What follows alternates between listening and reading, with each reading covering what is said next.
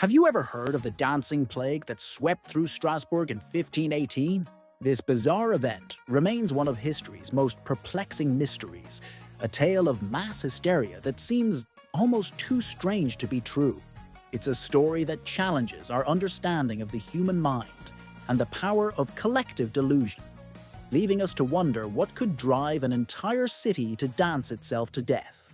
It all began in July 1518. On a hot summer day in the streets of Strasbourg, a woman known as Frau Trophäa stepped out of her home and without any music began to dance.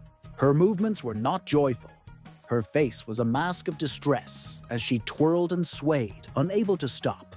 For a full week, she danced alone, her body seemingly possessed by a relentless, invisible force. Her solitary performance, however, was just the beginning of a city-wide affliction.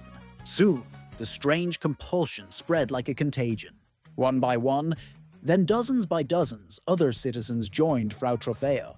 Men, women, and even children were caught in the grip of this inexplicable dancing mania. The streets filled with a frenzied crowd, their bodies jerking and flailing in a chaotic, non-stop dance. They didn't eat or rest. They simply danced, their expressions a haunting mix of terror and compulsion. The city watched in horror as its people were consumed by this bizarre and exhausting spectacle.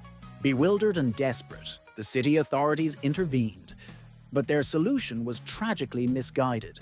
Believing the dancers needed to expel the hot blood from their systems, they erected a large wooden stage in the market square and even hired musicians to accompany the dancers.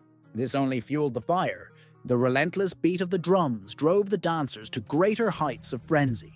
The stage became a scene of collapse and death, as dancers succumbed to heart attacks, strokes, and sheer exhaustion, their bodies finally giving out after days of ceaseless movement. Then, as mysteriously as it began, the dancing plague started to fade. By early September, the dancers who remained were taken to a shrine to be healed, and the frenetic energy that had gripped the city finally dissipated. The music stopped, the stages were dismantled, and a strange quiet fell over Strasbourg. But the city was left scarred, mourning the dozens who had danced to their deaths.